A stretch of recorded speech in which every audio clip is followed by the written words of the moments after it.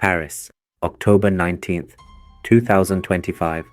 Morning, 9:30. The sun had not yet fully touched the surface of the Seine. The city's voice was just waking up. In those early morning hours, there was a small movement on the outer facade of the Louvre. A truck, equipped with a lift resembling a construction vehicle, pulled up to the building. Most tourists didn't even notice. No one knew that in a few minutes history would be rewritten once again. A window pane was cut, leaving behind a perfect circular mark. The alarm went off. Display cases shattered. The sound of sirens echoing across the floor bounced off the gilded ceilings. 7 minutes later, yes, only 7 minutes, the jewels were gone, the gallery was evacuated, and one of Paris's greatest landmarks was once again on the front pages of the world. But that morning, what was stolen from the Louvre wasn't just jewels, it was humanity's illusion of being safe.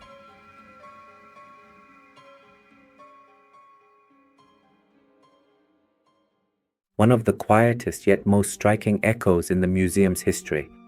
In the Apollo Gallery, crowns, necklaces, diamonds, golden ornaments from the Napoleonic era, artifacts preserved for more than a century, were gone within minutes.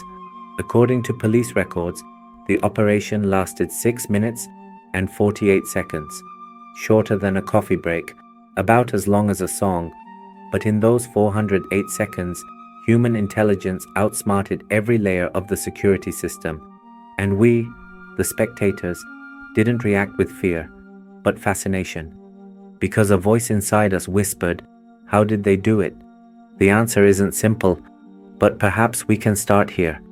We love to watch mastery, a surgeon's perfect incision, a watchmaker's precise mechanism, or the final brushstroke of an artist on canvas. There is a sense of completion in those moments.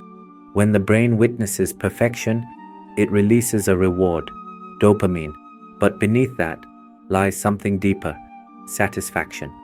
Heist stories carry that same quality. In Rififi, the earliest example of the genre, there's a 30-minute silent scene. No music, no dialogue, only breath, tension, and rhythm. And as we watch, we experience a moral conflict. Something wrong is happening, yet we can't look away. Films like Topkapi, Heat, Inside Man, Ocean's 11, Mission, Impossible turn that conflict into art. Because when a plan unfolds flawlessly, we don't see it as a crime. We see it as performance. The Apollo Gallery is one of the most magnificent halls of the Louvre.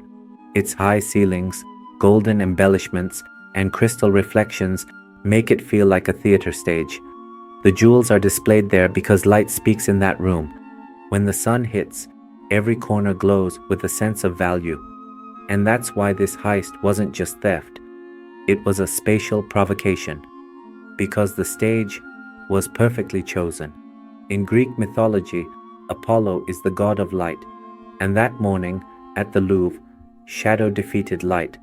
The irony is, the Louvre had already been the scene of fiction before.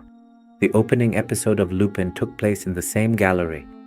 A thief infiltrates the museum security to steal Marie Antoinette's necklace. So the 2025 incident felt like fiction turned into reality. As if someone had translated a script into life, and the human mind is fascinated by such parallels, because subconsciously we think, maybe films were preparing us for this. Art imitates life, but sometimes, very rarely, life imitates art. The allure of heists lies here, because when we see a crime executed with elegance, we try to make sense of it. When a system is flawlessly defeated, the act becomes a kind of moral experiment.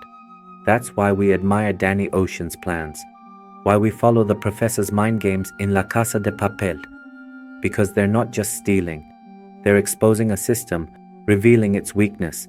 That's what satisfies the little rebel inside us.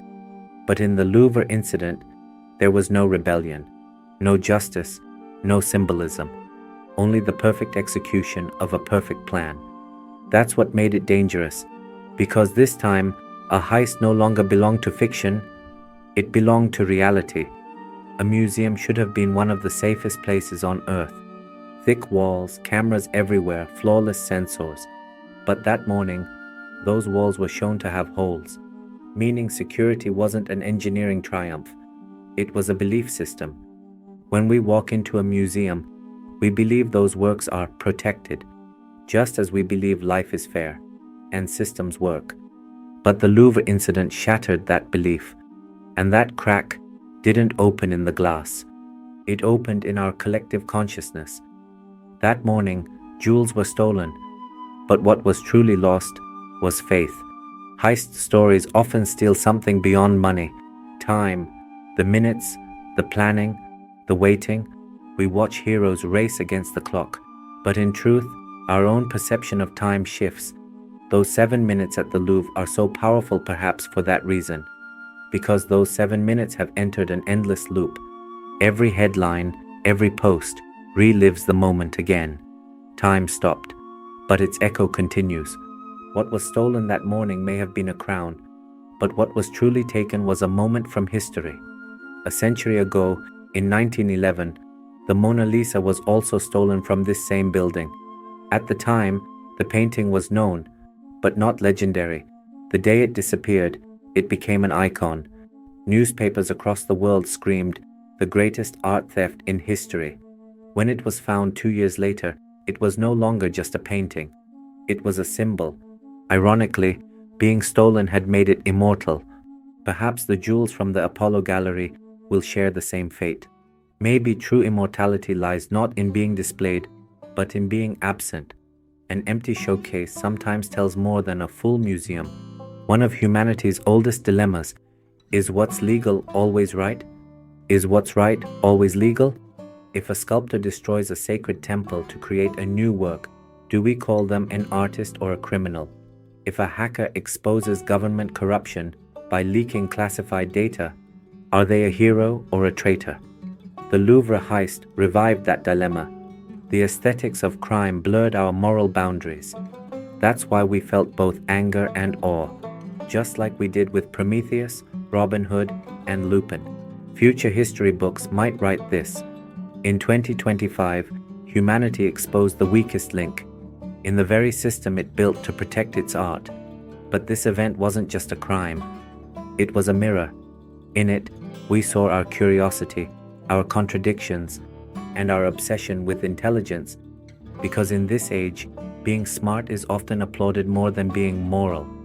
We admire intellect, no matter who wields it. When an algorithm acts cleverly, we applaud. When a thief executes a clever plan, we feel the same. That's why these stories never leave us. When the Apollo Gallery reopens, people will keep looking through that window, but not at the jewels anymore. At the circular cut in the glass, at how the light seeps through the fracture. That's where a new story will begin. Perhaps a new art movement will be born, absence art, the art of what's missing. Because the human mind always seeks to fill a void to complete what's been taken away. Maybe that's why art can never be completely safe. Everything worth protecting carries the risk of being stolen one day. And maybe that's precisely what makes it valuable. Paris, evening, 7:30 p.m. The sunset paints the Louvre's facade orange. A group of people stand by that window, watching. Some are silent, some take selfies. But there's nothing left in that window anymore. No crown, no glass, no display. Only a mark. Yet that mark may be one of the most lasting works of art. Because art is sometimes not what's created, but what's lost.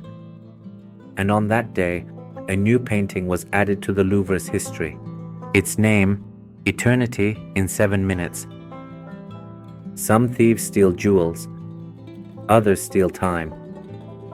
But both leave behind the same thing: silence and an echo.